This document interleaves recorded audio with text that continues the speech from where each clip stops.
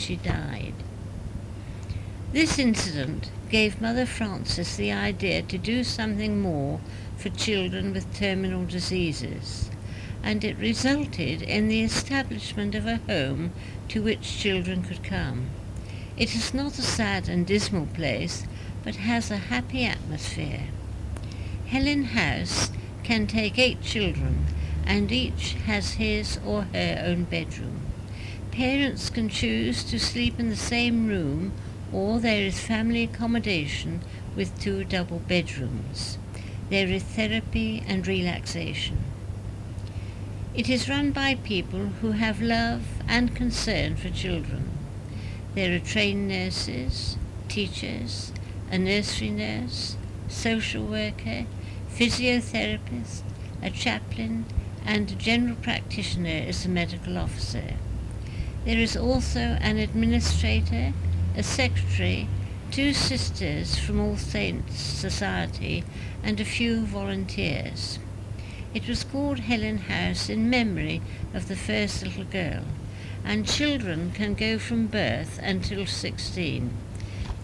They all have terminal disease, muscular dystrophy, malignant diseases, and others. The children who go to Helen House go without any payment, so that money is needed to run it. Mother Frances has appeared on television several times, and people have responded. And for £5, one can become a friend of Helen House. That is £5 a year. At about the time that Mother Frances came to preach, I had been given about 100 books by people who were moving to a smaller house, and I decided to have a book sale. That must have been about 6 years ago, and I've held a sale every year since. For several years I sent the proceeds to Helen House, but then one year Mother Frances asked if I would send the money to Martin House in Boston Spa. This is a comparable house to Helen House, but it is for the north, and by this time Helen House was getting more established. I mentioned earlier that Helen House is a house of happiness, and I would tell you a story to illustrate this. There was a little boy named Garvin Byrne who came to stay in Helen House several times, but he died when he was 12. These are some words he wrote before he died. I'm sitting here. I'm Garvin, right? But this isn't really me. My body is just a reflection. When I die, I will leave my body behind, and that reflection will fade. But the real me won't die. My real self will leave my body and will go to God. I think of God as a friend and a guardian, and the person who loves me. And of course, He is my Father. He is the Father of all of us, every one of us, me, you. Jesus said, "Don't be afraid, I am the light," and He is the light. He shines, but we can't see it. But in the end, we will see it. You see, God has the answers. We have the questions. And only in the end, when we come to the end of our life, He would tell us the answers. He'll have the answers. Dying isn't really dying. It's just like opening an old door into a new room, coming from an old room into a new room, which is a place where you are going to live. Heaven, where you came from. Where you came from, you have to go back to. That's your real home. I mean, we all have to go one day where it will be the happiest life of all. I mean, this earth is very happy, but there are riots and things. But when we go to the other life, no sickness, no pain, no tears, just full of happiness and joy. I'm looking forward to that day. Heaven is so beautiful, God can't describe it to us. We'll only know what it's like when we get there.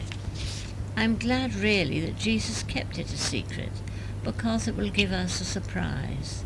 It will give us such a big surprise. And when I die, I do believe that Christ will look after my family, and whatever they need, he will provide for them. I shall always look down on them if I go before them. I will be there in the midst of my family. They might not see me, but I'll be there watching them, looking after them all the time. The Archbishop of Canterbury visited Helen House earlier this year, where there was a celebration of its existence for 5 years, and the Duchess of Kent, who often visits, was there also. The Archbishop said, "No one is more conscious of the inadequacy of words than somebody like myself, but I wanted to be here and share with you in this service. Like all of you, I have been touched by Helen House, and for a personal reason rather than as Archbishop, I come to you today.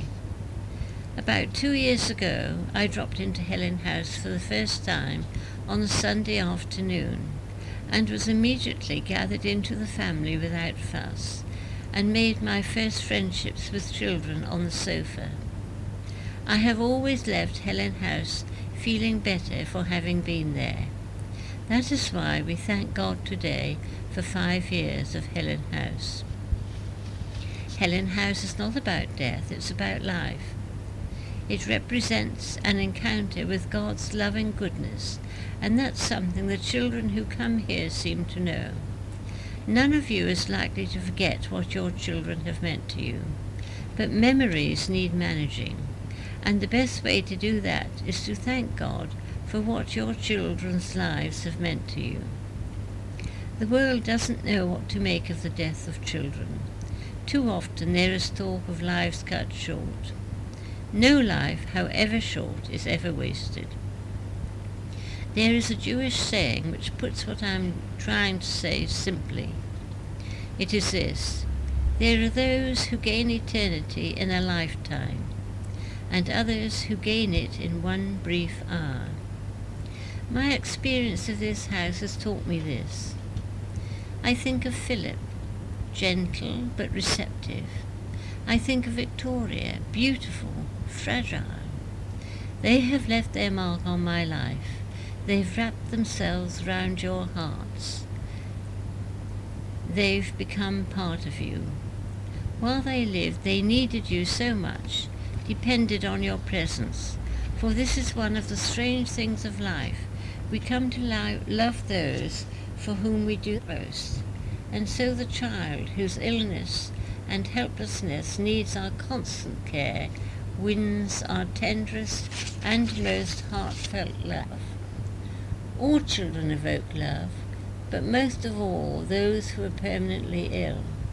We love most those for whom we do most, and these children leave behind an atmosphere of love at the cost of their own suffering.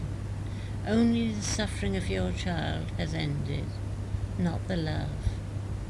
So this is a little picture I have tried to give you of Helen House.